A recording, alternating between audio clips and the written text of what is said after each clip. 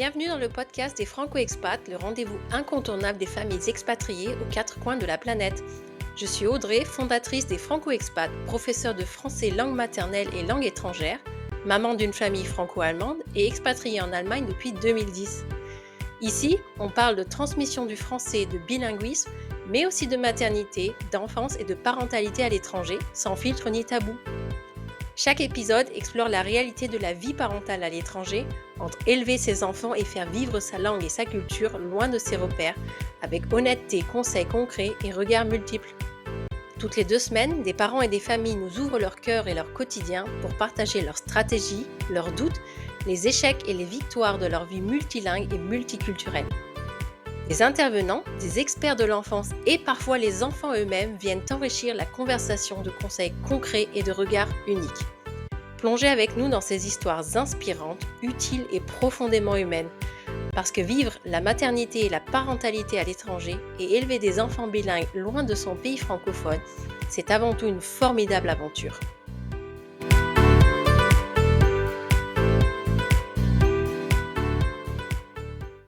Aujourd'hui, j'ai le plaisir d'accueillir Tiffaine, qui est une maman française en Espagne et actrice dans le maintien du français des petits expats à Barcelone. Bonjour Tiffaine. Bonjour et merci de m'accueillir sur ton podcast.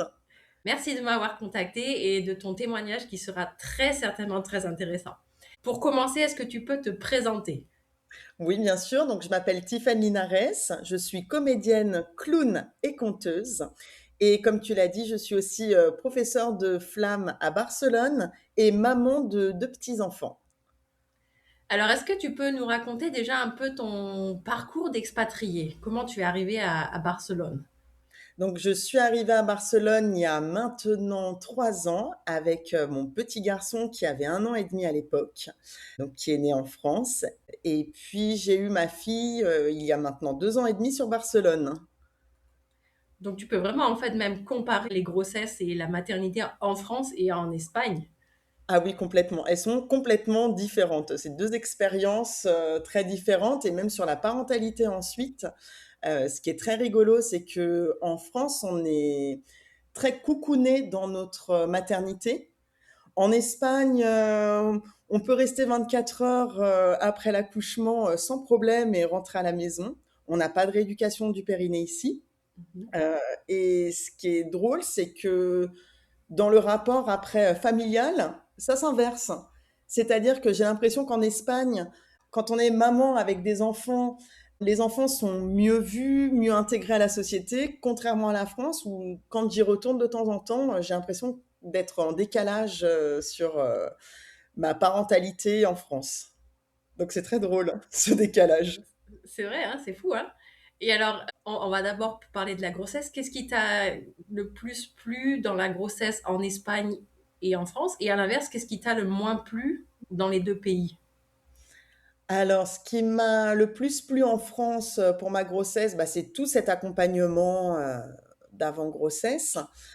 J'étais très contente d'avoir eu un premier enfant en France, puis un second en Espagne, puisque bah, je connaissais un peu tout. Puis ils sont rapprochés, ils ont 2 ans d'écart, donc j'avais encore des réflexes. Est-ce que j'ai apprécié ma grossesse en Espagne? Du point de vue du corps médical, pas vraiment. Du point de vue du regard de la société, plus en Espagne qu'en France, oui. Et par rapport à l'accouchement, est-ce que tu as vu des différences entre les 2 pays? Ou Alors, vécu des différences? j'ai vécu, oui, une très grande différence puisque ben, mon premier garçon est né avec péridurale, tout s'est très bien passé. Et ma fille a décidé de naître dans la salle d'attente Ah oui, de la maternité. Donc en fait, je peux pas vraiment comparer les 2 systèmes à ce niveau-là. d'accord, ça a été un accouchement express? Express, 5 minutes et accouchement seul au final dans la salle d'attente. Est-ce que tu as quand même pu être rapidement prise en charge avec ta petite puce? Ah oui, dans les 30 secondes qui ont OK. suivi, Ça doit quand même, rester une sacrée expérience. ça reste une sacrée expérience, encore plus, je pense, pour le papa qui n'a pas réussi tout de suite à comprendre que sa fille venait de naître. Ouais, déjà pour les mamans, c'est souvent, enfin, moi je ne connais pas, mais j'imagine quand ça va très vite, il faut s'adapter. Mais pour tous ceux qui sont autour, qui ne le sentent pas venir l'enfant, je pense que c'est encore plus choquant, on va dire, d'une manière positive, hein. Et je pense que j'étais la plus calme au final dans la salle d'attente parce que tu te mets en... Il faut que tu fasses. De toute façon, tu as ta fille qui est en train d'arriver, donc je pense qu'il y a quelque chose qui se passe dans le cerveau et tu sais accoucher seule au final. Donc c'était vraiment très étrange ce décalage entre ben, la bonne prise en charge en France où on te demande de pousser très calmement et tout ça, et puis ce côté plus animal en Espagne, en salle d'attente. Donc non, non, c'est deux expériences très différentes, oui. Oui, j'imagine, ouais. Et est-ce que, alors en France, on sait qu'il y a les cours de préparation à l'accouchement. Est-ce qu'en Espagne, il y a des accompagnements de ce genre, ou de manière générale, autour de la grossesse je sais qu'en Allemagne, il y a aussi des cours pour les enfants qui vont devenir grands frères et sœurs. Est-ce que, voilà, il y a des offres de ce genre? Alors dans le privé, tu vas retrouver des offres de ce genre, mais pas dans le public, comme on a en fait l'accompagnement en France. Donc si tu ne cherches pas par toi-même, c'est compliqué. Si tu ne parles pas la langue, le catalan en l'occurrence ici, tu peux avoir certaines offres en castillan, mais pas tant. Et alors en français, vraiment très peu. Et puis il faut Oui, connaître, et ça reste du privé. Donc, comme les cours de rééducation du périnée, que tu n'as pas ici, que pareil, si tu veux pouvoir le faire, il faut que tu te renseignes toi de ton côté. Donc, heureusement que j'étais maman déjà avant et que j'avais des réflexes à ce niveau-là. Mais sinon, très compliqué. et tu viens d'en parler vite fait. Est-ce que justement, il y a des offres en français pour accompagner les futures ou les nouvelles mamans? Alors, il y a plusieurs doulas, en effet, françaises à Barcelone.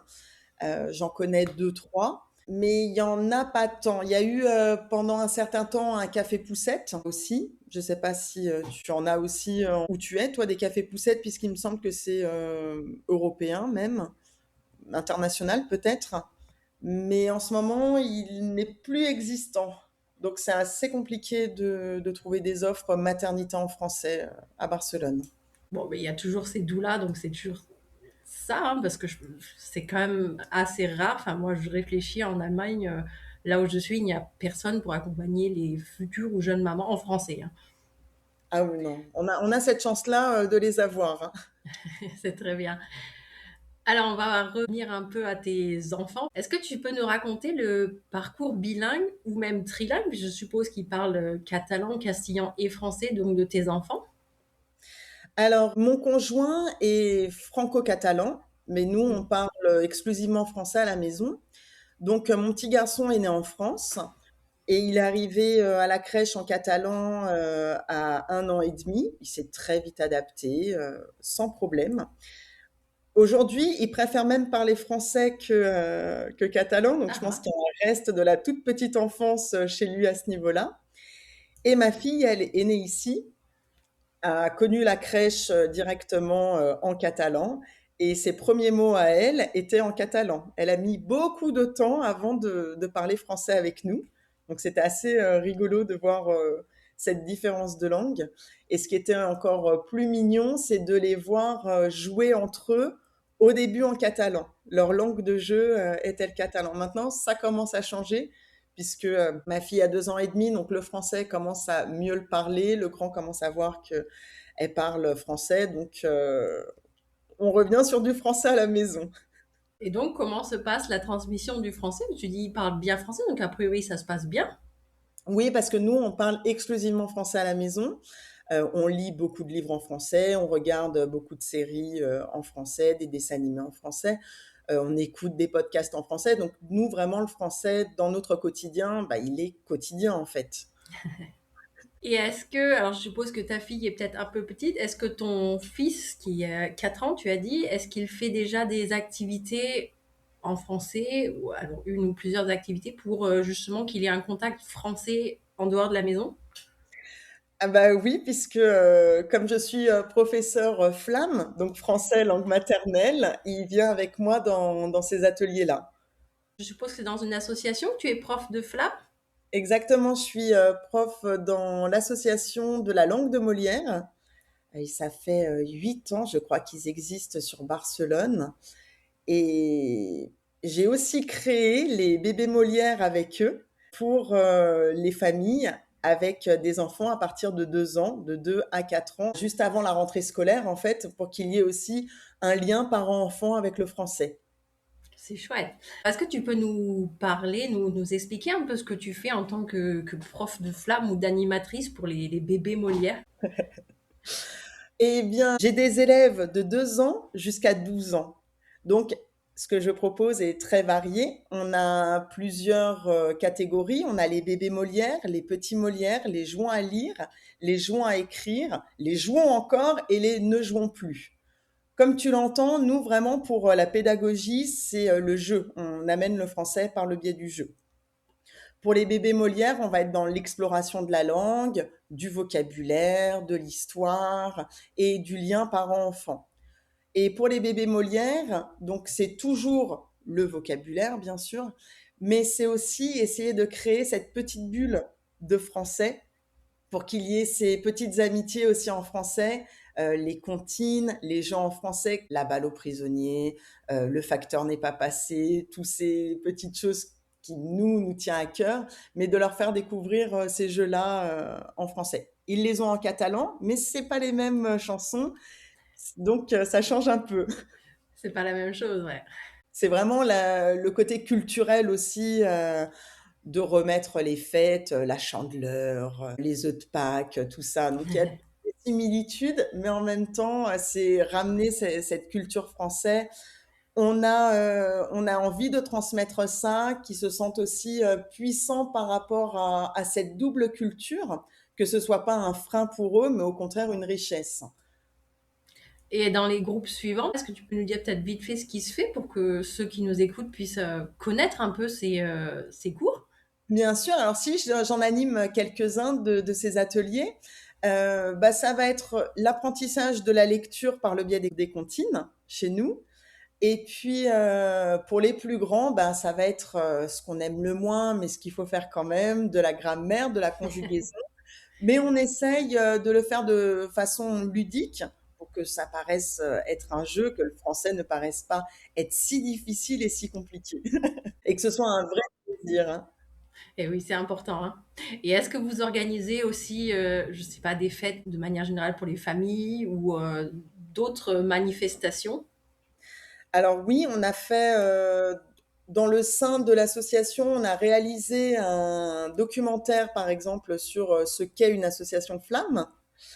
On a aussi créé un jeu de société. En fait, toutes ces créations nous amènent à le célébrer avec nos familles et même avec des familles, extérieures pour, qu'elles puissent apprendre à nous connaître et on a notre prochaine fête d'ailleurs de la langue qui sera le 9 mai. Donc voilà, un gros événement pour, bah, apprendre à nous connaître, célébrer les familles, puis même comme on a plusieurs ateliers dans Barcelone, mais aussi à l'extérieur de Barcelone, c'est le moment pour les familles de se rencontrer. Alors, je sais qu'à Barcelone, il y a énormément de familles françaises ou francophones. Combien de familles vous avez, vous, dans l'association? Alors j'ai pas le nombre de familles, mais j'ai le nombre d'enfants et cette année, on a 250 enfants dans Waouh, l'association. ouais, c'est beaucoup, hein. Et vous êtes combien de bénévoles? On est, en professeur, nous sommes un, 2, 3, on est 8, 9. Et pour finir sur l'association, est-ce que tu peux nous dire où est-ce que dans Barcelone on peut vous trouver? Alors dans Barcelone, on peut nous trouver à Sant Andreu, à Poblenou, à Gracia, dans l'Eixample, à Las Cortes et en dehors de Barcelone, on peut nous retrouver à Sant Cugat et à Sabadell. Je suppose ceux qui sont là, ça leur parlera. Moi, à Exactement. part le bel accent espagnol, ça ne me parle pas, mais évidemment, je ne suis pas de Barcelone. Alors, en plus d'être prof de flamme, tu nous as dit, tu es clown, tu fais des spectacles. Est-ce que tu peux nous parler de ces spectacles? Bien sûr. Alors, j'ai créé La Fabulora il y a maintenant 3 ans sur Barcelone, car quand je suis arrivée, jeune, comédienne, s'expatriant, je me suis demandé déjà qu'est-ce que j'allais bien pouvoir faire, avec un enfant d'1 an et demi comme métier à Barcelone et ce que j'aime le plus, pour moi, c'est raconter des histoires. Donc j'ai continué là-dessus. J'ai rencontré, Charlotte qui tient une boutique de seconde main, de vêtements de seconde main, qui s'appelle Rose Bonbon, qui m'a prêté sa salle en me disant: «J'ai envie d'animation dans cette salle. Tu as carte blanche, tu es libre, tu peux faire tout ce que tu veux». Donc j'ai construit petit à petit, au fil des mois et des années, des petits spectacles pour, les petits francophones. C'est parti au début du conte pour les plus grands et je me suis intéressée, aussi aux bébés, aux 0-3 ans car, il y a très peu d'offres pour, ces familles-là, pour ce public-là et il y a tellement à faire et tellement à offrir, pour, ce public que je me suis dit: «Allez, je vais créer des spectacles, très jeune public». Comment est-ce que tu construis tes spectacles et aussi dans cette idée de transmettre le français? Alors déjà, ça vient d'une idée. Là, par exemple, le prochain, ça va être sur le printemps. Je suis partie d'un dicton marocain que j'ai beaucoup aimé, c'est les tambours du printemps, avec la terre qui se réveille. Donc, je pars de ce dicton-là. Et puis ensuite, j'essaye de voir du vocabulaire, ce que j'ai envie d'intégrer comme vocabulaire, parce que c'est pas parce que ce sont des bébés ou de jeunes enfants qu'il ne faut pas être rigoureux sur le vocabulaire et sur la parole. Donc, j'essaye de réfléchir à ça. Le visuel, puisque ce sont des tout petits, donc il faut que ce soit très visuel et très sensoriel. Et le tout combiné, je crée ma petite histoire. Il y a ce qui existe, ce qui est écrit, puis ensuite il y a la rencontre aussi avec les bébés, parce que tu imagines quand tu as un bébé devant toi, tu ne peux pas faire exactement ce que tu as imaginé, il faut t'adapter, il faut être dans l'énergie. Parfois ils sont fatigués, parfois ils sont plus excités, énervés, donc il faut composer avec ça. Et c'est ce que je préfère faire en fait. J'ai vu, les images que tu mets sur Instagram ou les vidéos et ça donne vraiment envie. Des fois, je regrette de ne pas être à Barcelone juste pour aller te voir.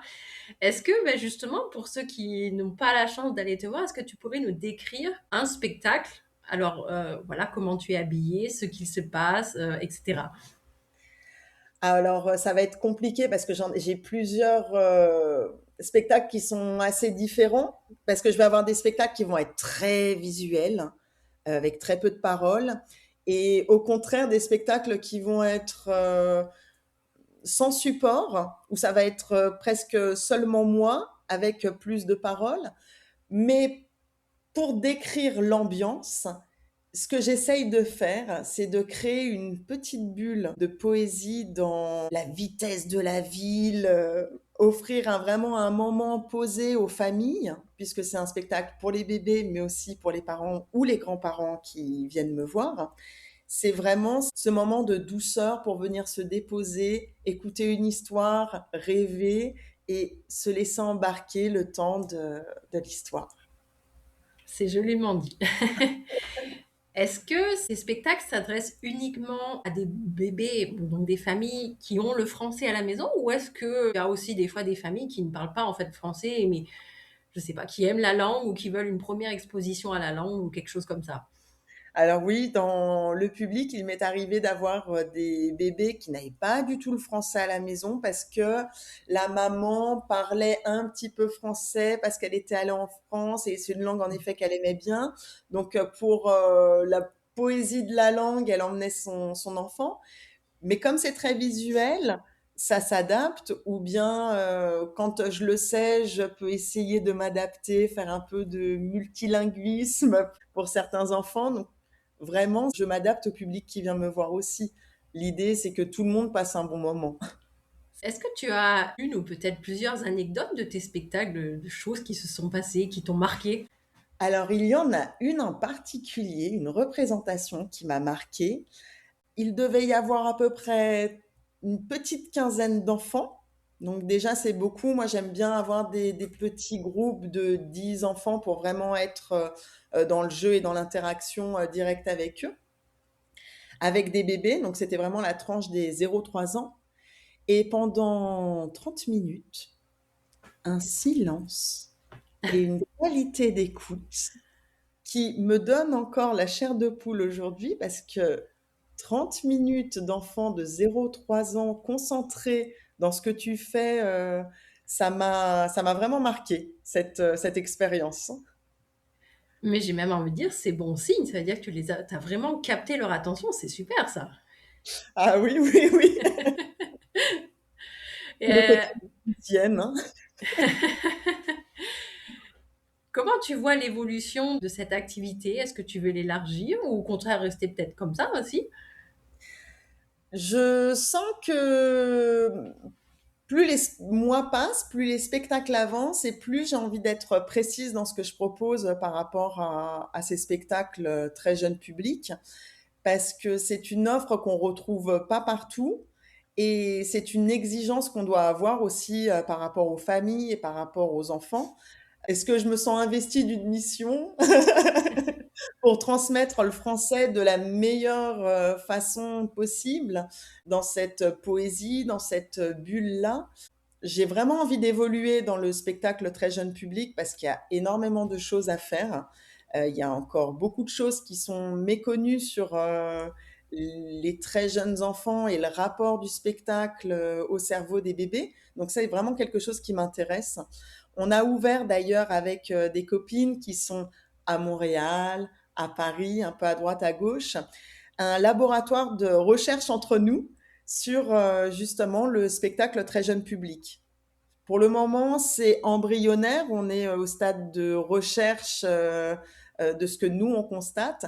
Mais on aimerait bien, si des chercheurs ou des chercheuses nous écoutent pour faire évoluer notre projet, on aimerait pouvoir documenter peut-être un peu plus aussi ce qu'on propose. C'est une super idée, comme tu dis, en effet, il y a encore très peu de connaissances sur la petite enfance et peut-être encore plus la petite enfance bilingue.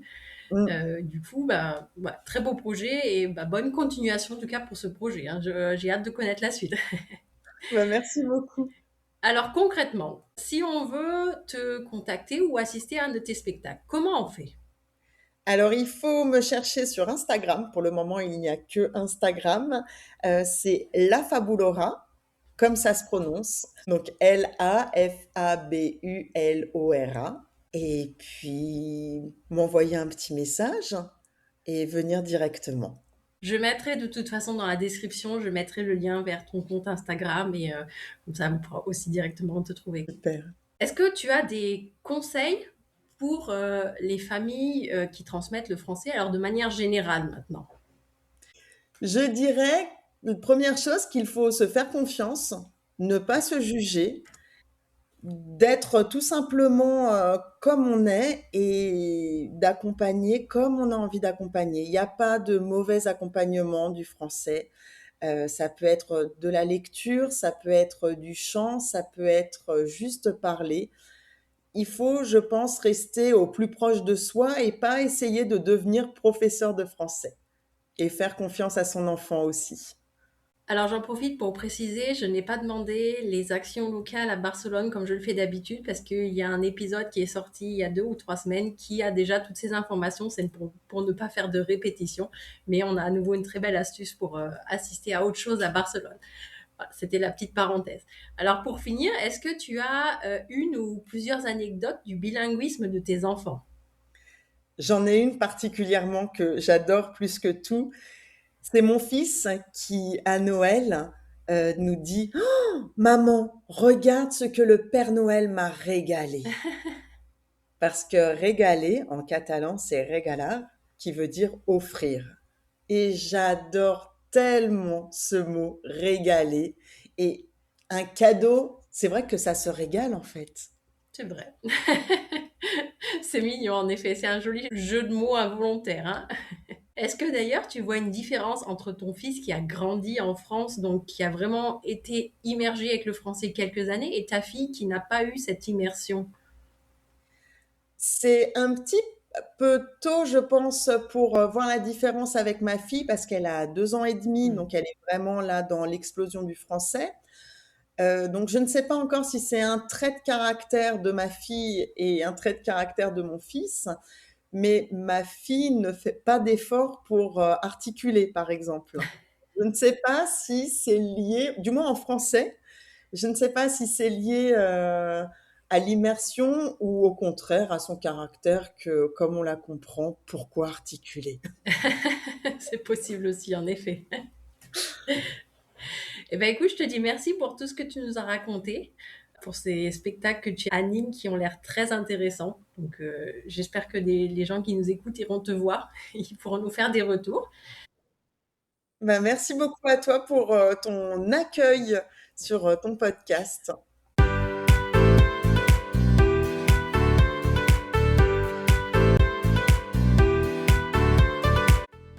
Si cet épisode vous a inspiré, rassuré ou donné envie d'aller plus loin dans l'aventure du bilinguisme et de l'expatriation en famille, sachez que vous n'êtes pas seul.